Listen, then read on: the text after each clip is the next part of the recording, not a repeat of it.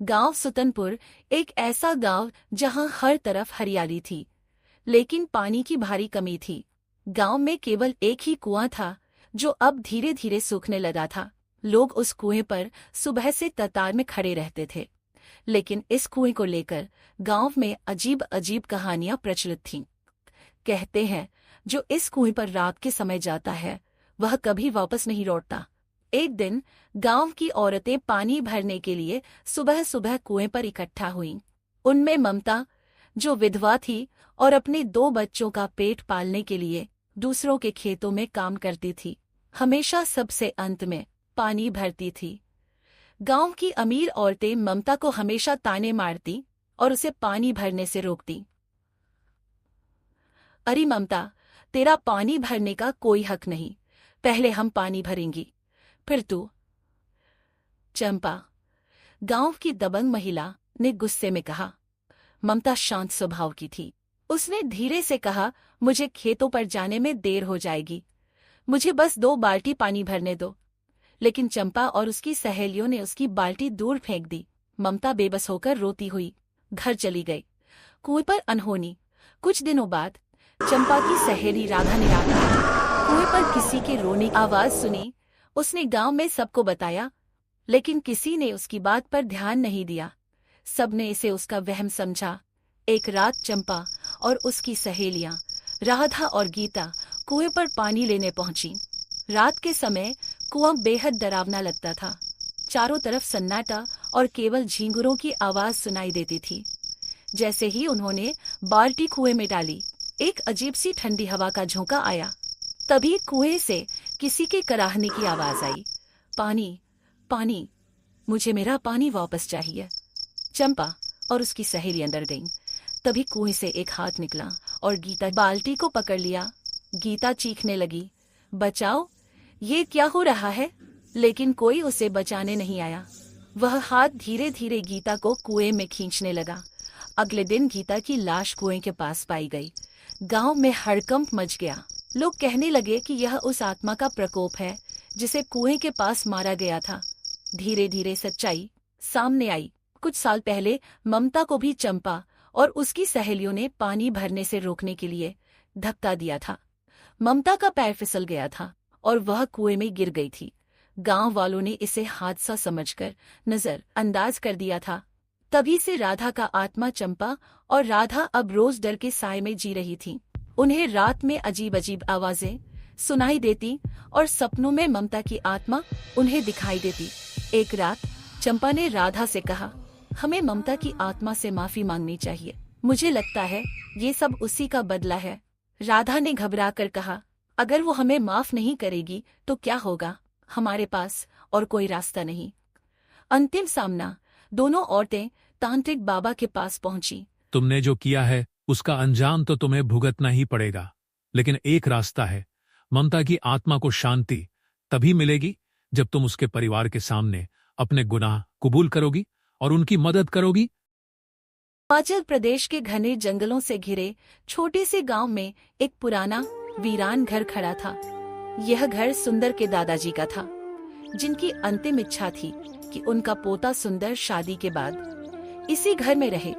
शादी के 1 महीने बाद सुंदर अपनी पत्नी ऋतु के साथ यहाँ रहने आया। यहाँ की हरियाली और शांति ऋतु को बहुत पसंद आई। एक रात गहरी नींद में डूबी ऋतु की आंख अचानक खुली। उसे किसी के रोने की आवाज सुनाई दी। वह घबरा गई और सुंदर को जगाया। सुनिए, बाहर किसी के रोने की आवाज आ रही है, सुनिए ना। सुंदर ने आलस्य भरी आवाज में कहा, तुमने कोई सपना देखा होगा, इतनी रात कौन रो सकता है? लेकिन तभी सुंदर के कानों में भी वही आवाज पड़ी। दोनों अचंभे में थे। यह आवाज सच में आ रही है, लेकिन कौन हो सकता है? सुंदर ने कहा। ऋतु ने डरते हुए कहा, बाहर मत जाइएगा, हमें सो जाना चाहिए। अगले दिन सुंदर ने गांव के बुजुर्ग हरिकृष्ण काका से इस बारे में बात की। काका, कल रात हमने किसी के रोने की आवाज सुनी, क्या आपने कुछ सुना? हरिकृष्ण काका हंसते हुए बोले, बेटा, यह तुम्हारा वहम है। जंगलों के बीच रहते रहते दिमाग ऐसी आवाजें गढ़ लेता है। कोई जानवर रहा होगा। लेकिन सुंदर संतुष्ट नहीं हुआ। उसने कई और गांव वालों से पूछा, लेकिन सबने उसकी बात को मजाक में उड़ा दिया। 4 दिन बाद फिर वही आवाज सुनाई दी। इस बार सुंदर ने फैसला किया कि वह खुद देखेगा कि यह आवाज कहां से आ रही है। लालटेन लेकर वह जंगल की ओर बढ़ा। कुछ दूर जाने के बाद उसने एक पेड़ के नीचे एक लड़की को बैठे देखा। वह जोर जोर से रो रही थी। तुम कौन हो और इतनी रात यहां अकेली क्या कर रही हो? सुंदर ने पूछा। लड़की ने आंसू पोंछते हुए कहा, मेरा नाम कोमल है। मेरे भाई भाभी ने मुझे घर से निकाल दिया है। वे मेरी शादी के खर्चे से बचना चाहते हैं। मेरे माता पिता बचपन में ही गुजर गए थे। अब मेरे पास कोई ठिकाना नहीं। सुंदर को उस पर दया आ गई। चिंता मत करो, चलो मेरे घर चलो, हम तुम्हारी मदद करेंगे। जब सुंदर ने कोमल को घर लाया तो ऋतु को यह पसंद नहीं आया। आप इस लड़की को घर में क्यों लेकर आए हैं? हम उसे नहीं जानते, ऋतु ने गुस्से में कहा। सुंदर ने कोमल की कहानी बताई और कहा, यह मेरी बहन जैसी है, हमें इसे कुछ दिनों के लिए सहारा देना चाहिए। ऋतु को यह बात पसंद नहीं आई, लेकिन वह चुप हो गई। पर चीजें जल्द ही अजीब होने लगी। जिस दिन से कोमल घर में आई वहां अजीब घटनाएं होने लगी। कभी बत्ती बिना कारण जल बुझ जाती। एक दिन ऋतु ने देखा कि कोमल अजीब हरकत करने लगी है। ऋतु को डर लगने लगा। वहां से भागी ऋतु ने सुंदर से कहा, यह लड़की सामान्य नहीं है। कल इसके हाथ में चोट लगी थी और आज जख्म बिल्कुल भर चुका है। और यह भगवान की फोटो से इतना क्यों डरती है? ऋतु ने कोमल पर नजर रखना शुरू किया। एक रात ऋतु ने देखा कि कोमल अजीब आवाजों में कुछ बुदबुदा रही है। उसके चारों ओर हवा जैसे ठहर गई हो। ऋतु के रोंगटे खड़े हो गए। अगले दिन ऋतु ने गांव के एक बुजुर्ग से यह बात बताई। गंभीर होकर कहा, बेटा, वह लड़की इंसान नहीं लगती, वह आत्मा हो सकती है। यह घर भी वीरान था और यहाँ कई पुराने रहस्य छिपे हो सकते हैं। तुम्हें सतर्क रहना चाहिए। आखिरी रात, उस रात ऋतु और सुंदर ने कोमल पर नजर रखी। आधी रात को उन्होंने देखा कि कोमल कमरे से बाहर निकलकर जंगल की ओर जा रही है। सुंदर और ऋतु उसके पीछे पीछे गए। उन्होंने देखा कि कोमल पेड़ के नीचे किसी के साथ बात कर रही है। वह एक साया था जिसका चेहरा साफ नहीं दिख रहा था। सुंदर ने साहस जुटाकर कहा, तुम कौन हो? कोमल ने मुड़कर कहा, तुम्हें यहाँ नहीं आना चाहिए था। यह मेरा और उनके बीच का मामला है। अब तुम नहीं बचोगे। कोमल की आंखें लाल हो गईं और उसका शरीर हवा में उठने लगा। ऋतु ने पास के मंदिर से लाई हुई हनुमान चालीसा जोर जोर से पढ़नी शुरू की। कोमल जोर से चीखने लगी और धीरे धीरे गायब हो गई। अगले दिन गांव के लोगों ने बताया कि कोमल नाम की एक लड़की कुछ साल पहले जंगल में मारी गई थी। उसकी आत्मा न्याय की तलाश में भटक रही थी। सुंदर और ऋतु ने गांव के मंदिर में हवन करवाया और कोमल की आत्मा की शांति के लिए प्रार्थना की। यह कहानी एक छोटे से गांव की है जो घने जंगल के पास स्थित था। गांव का नाम था रानीपुर। रानीपुर अपने आप में बेहद शांति का प्रतीक था, लेकिन उस शांति के भीतर एक अजीब सा डर भी छिपा हुआ था। गांव के लोग कहते थे कि रात होते ही इस जंगल में कोई न कोई अदृश्य शक्ति जाग जाती है। कोई उस रहस्यमय शक्ति का सामना नहीं करना चाहता था और इसलिए रात को गांव वाले अपने अपने घरों में ही बंद हो जाते थे। लेकिन इस गांव में एक ऐसा लड़का भी था जिसका नाम था राजू। वह बहुत ही साहसी और दिलेर था। राजू के लिए इस डर से कोई फर्क नहीं पड़ता था। उसे लगता था कि यह सब सिर्फ अफवाहें हैं। एक दिन उसने ठान लिया कि वह रात के समय उस जंगल में जाएगा और यह रहस्य उजागर करेगा। राजू के दिमाग में यह विचार बार बार आ रहा था कि क्या सचमुच कुछ अजीब होता है उस जंगल में, या फिर यह सब सिर्फ गांव वालों का डर था। राजू ने अपनी योजना बनाई और एक रात वह जंगल में दाखिल हो गया। उसे जंगल का वातावरण बेहद रहस्यमय लगा। पेड़ पौधे जैसे उसकी तरफ घूर रहे हों। हवा में एक अजीब सी खामोशी थी। रात के अंधेरे में जैसे ही राजू ने पहला कदम रखा, उसे महसूस हुआ कि कोई उसे देख रहा है। लेकिन जब उसने इधर उधर देखा तो कुछ भी नजर नहीं आया। जंगल में वह धीरे धीरे बढ़ता चला गया, लेकिन अचानक उसे एक गहरी आवाज सुनाई दी। वह आवाज जैसे किसी महिला की थी जो दर्द से, राजू ओ राजू, कहाँ जा रहे हो? मैं यहाँ हूँ। अरे यार, ये मैं कहाँ आ गया हूँ? लोगों के बातों में आकर कहीं मैं फंस तो नहीं गया यार। मुझे तो अभी से ही बहुत डर लग रहा है। इस हवेली में कोई रहता भी है या नहीं? क्यों मैं मरने आ गया यहाँ पे?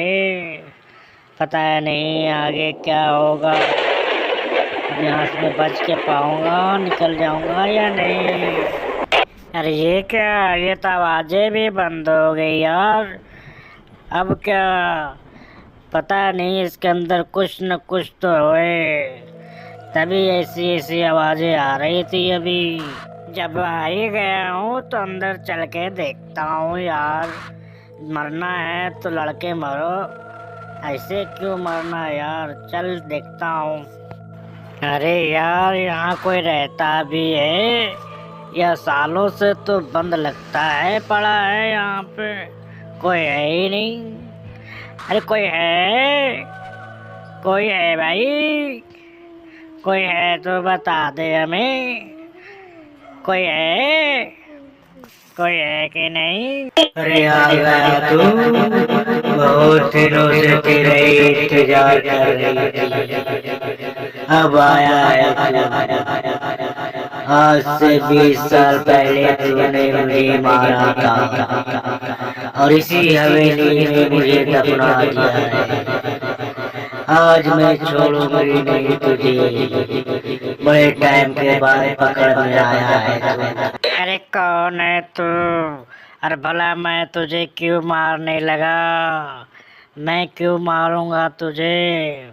अभी तो मेरी उम्र ही 20 साल की है। अब तो 25 साल पहले की बात कर रही है। मैं क्यों मारूंगा तुझे? 25 साल पहले राजा विक्रम सिंह का बिगड़ा हुआ औलाद राजवीर था, जो तूने मेरे साथ बहुत ही जबरदस्ती करा। मना करती रही, तू नहीं माना और मुझे इसी हवेली में लाकर दफना दिया।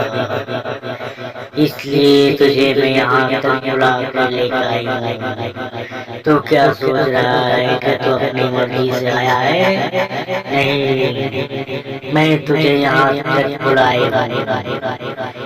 अब वही करूँगी तुम्हारे साथ जो तूने आज से 25 साल पहले हमारे साथ किया।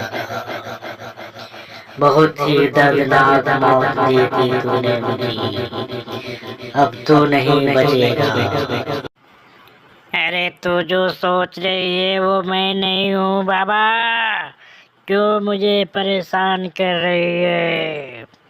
छोड़ दे मुझे, जाने दे। मैं वो नहीं हूँ जो तू सोच रही है। तुझसे कुछ गलती हो रही है। अरे छोड़ दे मुझे, क्यों हवा में लटका रखी है? मारेगी क्या मुझे? छोड़ दे भाई, यूं हवा में मत लटका। तूने मुझे छोड़ा था जो मैं तुझे छोड़ दूं। इतनी बार कहती रहेगी मुझे छोड़ दे, छोड़ दे, मुझे मरना नहीं है। तूने एक बार भी सुनी हमारी बात? तू तो हमें मार ही डाला। मैं कैसे सुनूं तेरी बात? अब मौत का डर कैसा होता है मैं तुझे दिखाऊंगी। तुझे पता चलना चाहिए डर क्या चीज होती है। मरने से पहले पहले तू डरना सीख जा। डरेगा अब मरेगा।